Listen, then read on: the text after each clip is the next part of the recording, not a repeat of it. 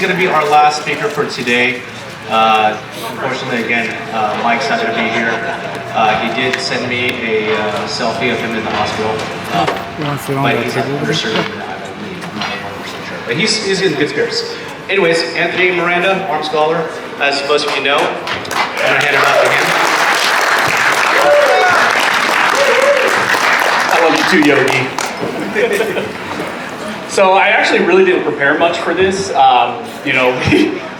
kind of got last minute, hey, do you want to do a 30-minute speech? I said, yeah, and we'll kind of wing it. And Chuck Michelle gave an amazing overview of the legal landscape, where we're at, the history. So I'm not going to bore you guys with any more legal stuff that I give you guys every single day anyways on my channel. What I thought I wanted to do here is just get a little bit more personal with you guys, give you a little bit more insight about myself, how I got into this, and how it snowballed into what it is now. And then just try to answer a question for you guys that I get quite often, which is, how can you guys help in the fight? What can you guys do? What are some practical things that can help the cause? So I'll kind of just jump right into it. I didn't really grow up with firearms in my house. My dad was a correctional officer. We did have some firearms, but it wasn't something, you hear a lot of guys like, I've been shooting since I was 8 years old or 6 years old. Definitely wasn't my upbringing. We went to the range every once in a while. We did some, little tweaking here and there, but it just wasn't something that was heavily focused in my household. And it was always present. And I would say the thing that really catalyzed me being interested in firearms and advocating for our fundamental rights, the Second Amendment, and fighting back against government tyranny really happened when I was in undergrad. When I was at four-year university, UC Santa Barbara, my senior year, there was a school shooting. And a lot of people lost their lives. And out of that, there was a lot of discussion in my friends group and the general community calling for gun control. This out of that specific event is when we got California's extreme risk protection orders and all the red flags and laws, stuff that we deal with in California now, specifically came out of that incident. And that was a lot of stuff that they were advocating for. My friend groups, my friends were advocating for more gun control and were calling for those things. And I'm the type of person where I was a little bit firearms agnostic. I didn't really have a feeling one way or the other, but I've always been inquisitive. I've always wanted to be educated on the topic before I tried to speak on it. So what I did, and it's funny how things kind of happen, the first thing I did to try to educate myself was go to YouTube. Went to YouTube and started watching a lot of gun guys that were making early firearms content. Hickok 45, Eric from Iraq Veteran 8888, 8888, Coleon Noir, all those early guys. I started watching a lot of their stuff and trying to educate myself, not only about firearms themselves, the mechanics, firearm safety, things like that, but just laws in general, and trying to consume as much information as I could. Now, it was hard because, of course, I was in a liberal school and the narrative point was being pushed. And I will tell you guys, no matter what level I was at, undergrad, law school, even when I was practicing in private firms, the narrative tends to be pushing for gun control. It's just how it is. So that was kind of my first introduction into firearms. And as a lot of you guys know, and I would assume if you're at this range day doing this, you guys know once you get that firearms bug and you start getting interested into firearms, it's over. Then we start buying and educating and trying to consume as much information as we could. But that was like the early Anthony, I still wasn't thinking, I could never have dreamed of doing anything that I'm doing now. It was just, I found this passion, I'm interested in this, I'm starting to purchase firearms, trying to train and learn about the laws the best I could. Always knew I wanted to go to law school, graduated from UC Santa Barbara, went to Penn State School of Law, went through the insanity that is law school, but again, at no point did I ever think I would be doing what I'm doing. It just kind of, I guess, by the grace of God that, things work out how He plans, and you can never plan anything, really. I mean, that's what I would say. Early law school, was still trying to advocate for firearms, but at a very low level. Joined some Second Amendment advocacy groups from my local law school. but nothing too crazy. Just went shooting with some guys and then did some, table events here and there. Never thought I would practice, constitutional law, civil rights law, or be doing anything Second Amendment related or firearms related. During that time, I would say, I guess what some gun nuts would say is I became a rabid pro 2A guy. I remember distinctly sitting in my cubicle studying for some of my classes with Coleon Noir on the background, listening to him when he used to do the NRA TV stuff and the noir shooting stuff. So like everybody knew in the school that I was like that gun guy, and whenever anybody wanted information about firearms, they came to me. But still never thought I'd be doing anything. Went off to a private, graduate law school, passed the bar, went off to a private firm, started, practicing with them. And this was around the time when we were starting to get the first Freedom Week, a lot of the first decisions in Rhodey, a lot of these big decisions that a lot of people had questions about. And just in my personal life, like everybody knew, like I'm sure you guys know too, a lot of us experienced this, especially during the pandemic. A lot of our friends came out of the woodwork like, hey, that's the gun person, I'm just gonna go to their house or ask me questions. And I decided, really just on a whim, for whatever reason, by the grace of God or divine intervention, first video I've ever put out was in our apartment, in our kitchen, on the stove. You can hear the fridge running. I mean, it's still up. Don't go watch it. It's horrible. It's absolutely horrible now, like in perfection. But and at that time, you also, with like, I guess some inside baseball with YouTube and like the gun content, there really wasn't a whole lot of guys and girls who were giving 2A information, specifically to lawsuits and statutes. The only people really out there was Coleon Noir. He was kind of one of the early adopters. And then you had like Jared from Guns and Gadgets. Other than that, there really wasn't a whole lot of people. So I never thought it would turn into anything like what it has turned into. I put out a video.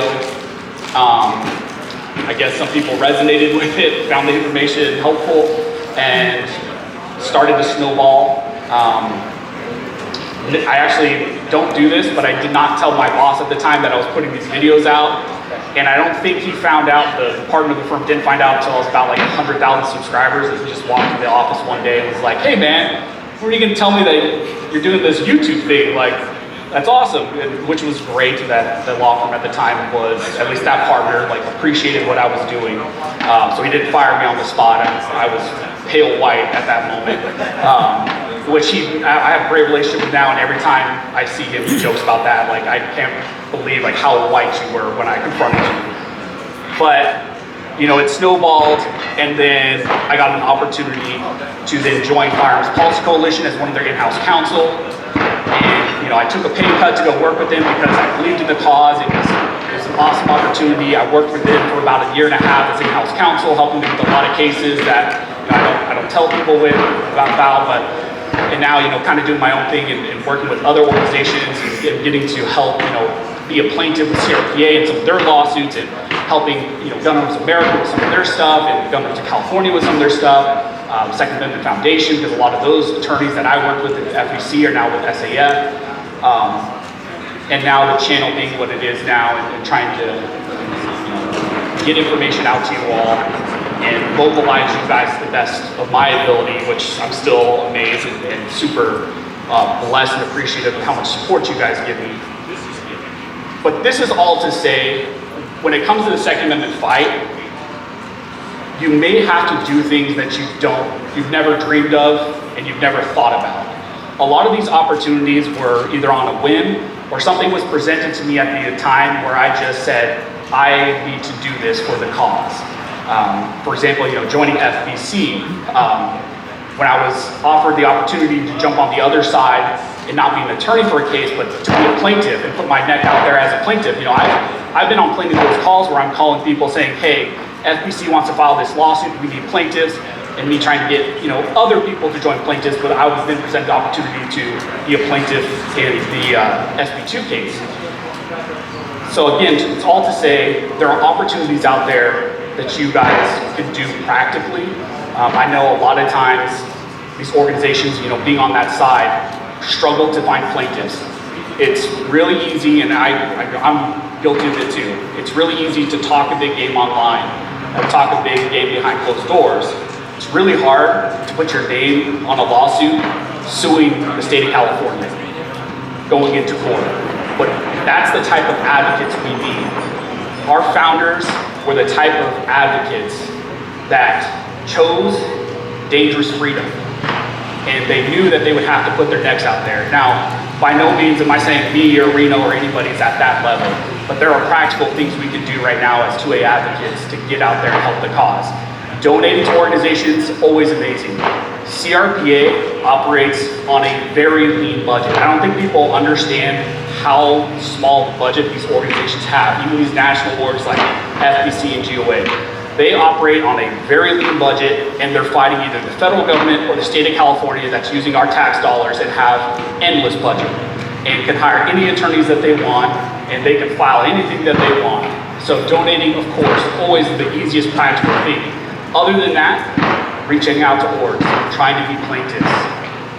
Another thing that's really important is local level involvement. And again, it was an opportunity that I was confronted with because CRPA, has a lot of these county chapters. CRPA is set up over there. I think they have the Rancho Cucamonga and Coachella's county over there. But in my specific area in the Central Valley, we didn't have any CRPA local chapters, and they really wanted to start one to service Fresno, Tulare, Kings, and all of Central California. So I and a bunch of people in the area had to take it upon ourselves to start a local CRPA chapter. And I go to the local CRPA chapter. I take the time, out of my time, to go every single month to Porterville, Visalia, Kings County, every single month to go to these local chapters, donating to them for raffles and all that stuff. Again, there are practical things that a lot of people ask me, just what can we do? There are a lot of practical opportunities out there. And you guys have so much more power than me or Reno or any other influencer has. We are just an over-glorified mouthpiece for you all. I see a couple of my shirts out there. My channel is not my channel. My channel is your guys' channel. Any success I have is our success. But you guys can also do things on your own. And I always want to encourage you guys to take the lead. Go outside of your comfort zone. That's something I've learned. You gotta go outside. I'm the biggest introvert you would ever be. I don't know if it comes off here, but I'm a nerd. I want to sit in my office. I want to play video games. I want to watch Harry Potter. Never would I think I would be speaking to all of you guys. I'm a big introvert, but it's something I've had to learn and grow out of to help the cause. So again, take those opportunities. There are a ton of opportunities just here at this event.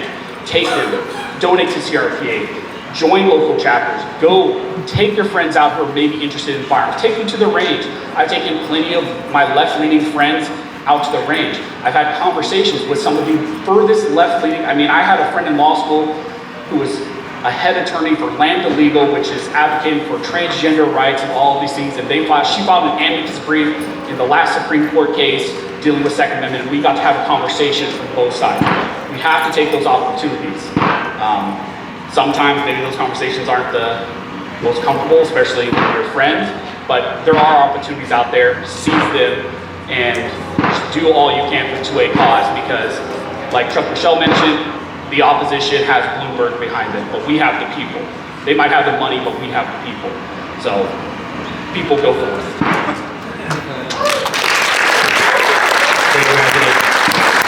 So one of the other ways you can support CRPA today is by purchasing raffle tickets. $5 a pop, no limit. We're going to be doing the drawing around 2:45, 3 o'clock-ish, right here at the stage. So if you haven't already done so, all proceeds will be donated to CRPA and also FPC, a small portion of that. But our primary function, since you guys are all California residents, is to make sure that we're supporting the organizations that are actively fighting for our rights here in this state, right? Everyone was saying it's a battleground state.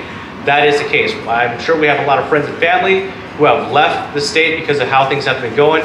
However, this is where I grew up, right? This is where all of us call home. I'm not abandoning my home, right? And guess what? It's gonna keep going on. You see it in Washington, you see it in Oregon, now you see it in Nevada. All these other laws and stuff are just kind of trickling out from California. So if we don't fight it here, if we don't stop the cancer here, it doesn't matter where we move. So thank you guys all for being here. Again, raffle tickets up at the raffle tent. Win yourself something cool. If not, if you lose, you're still supporting a very good cause. Thank you guys. We'll see you guys around 3 p.m.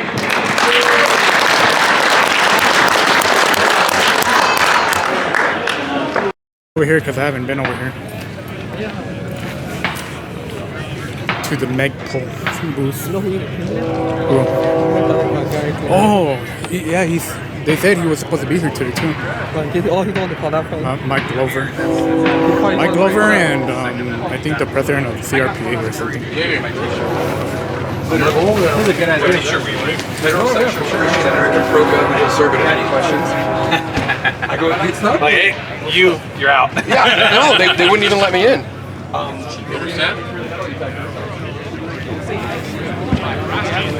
Not here. That was special. We should go over there in a bit. But the problem is, like, that's also important to think about when you shoot indoors too. Right? No one wants to shoot steel metal jacket. I just have the indoor, outdoor. I own my own range, my own private range on my property. I own 10 acres. Oh, okay. Pretty nice. Whatever I want out there. Yeah. And then the ranges I go to, they don't care. Since the COVID lockdown, to be honest with you, like they lost a lot of money. It's crazy. I didn't think I'd see a stripe out here. Come in and well, that's the thing. I'm talking because we're probably one of the largest importers outside of 60 by 39. You see a giant drop? No, well, It's pretty light. Let me see. I'm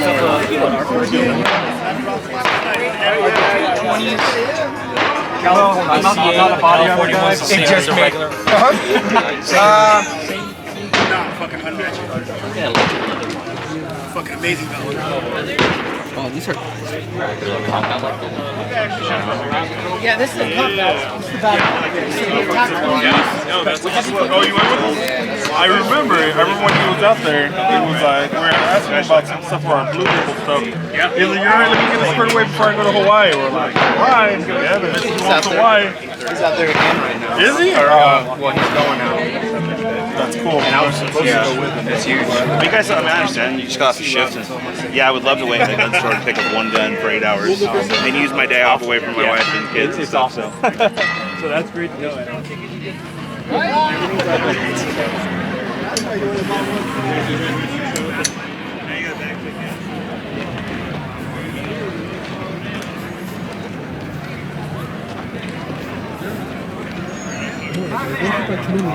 We are here at Route 66 Expo 2023. Hope you guys enjoy.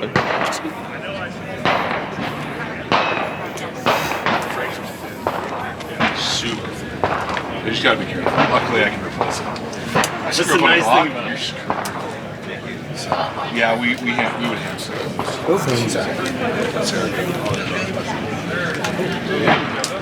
Trigger swaps too. A couple flat triggers and these.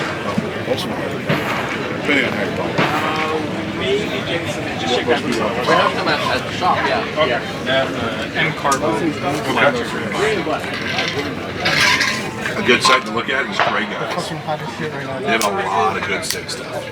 It's hard to find like good aftermarket SIG stuff. It doesn't hurt that you got a full complete trigger kit. I don't know if they have it for the 365.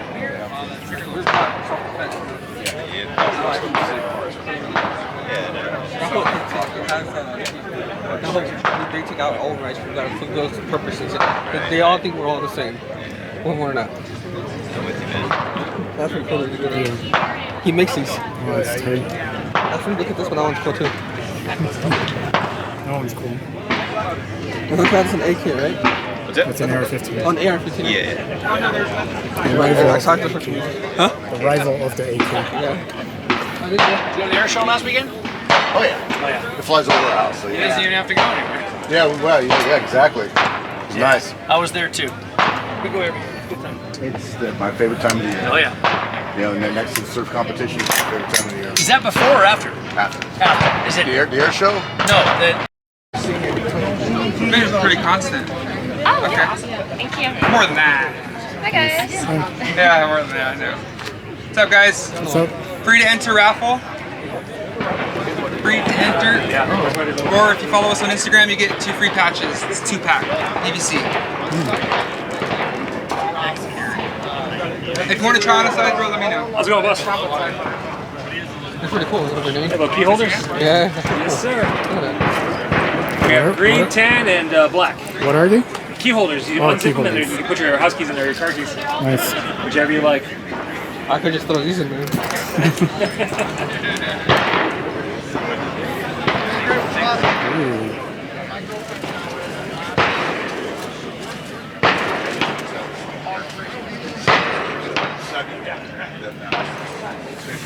That's cool. Oh, it's very hot. Huh? It's very hot. Yes, that's cool. You should get it. Probably would. That's cool.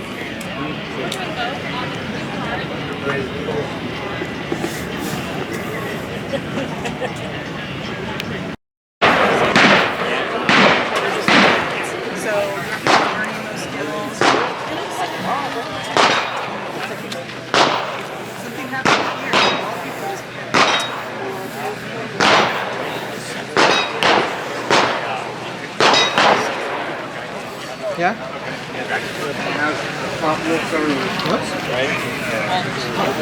Grab the picture screens and deal with all that.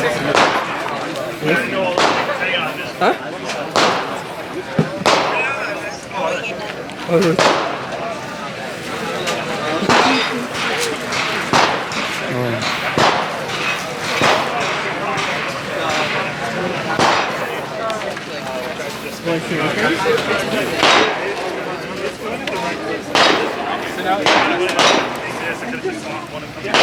So the weight, obviously, the pressure can be a lot different than standard rifle. Yeah. It's gonna have a little more weight on the front, but it also does right down.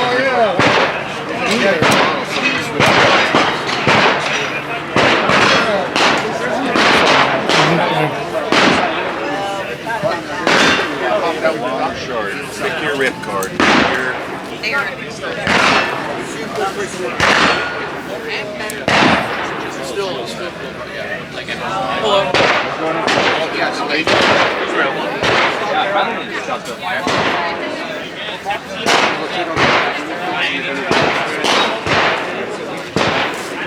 So sorry.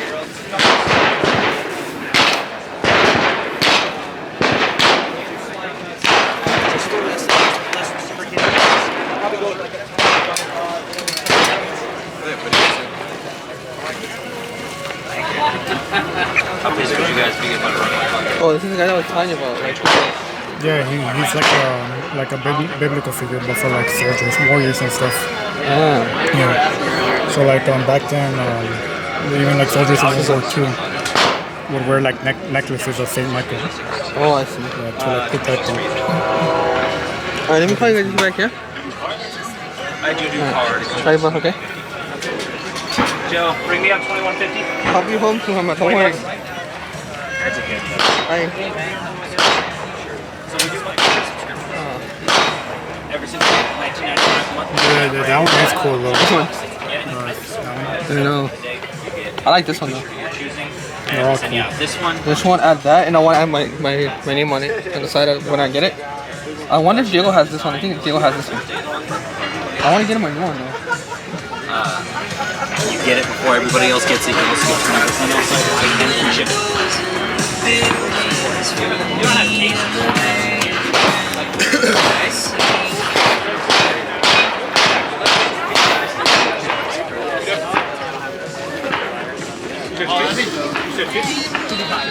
How much did you pay? Yeah, they're $400 with the advanced kit that gives you the gas pedals, the flashlight, and then $300 if you want it bare.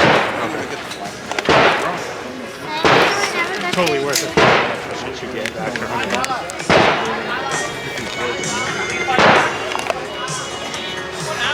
let's go. Sorry about that. Oh, you got it? Alright, need a bag? I'm good, man. Alright, thank you.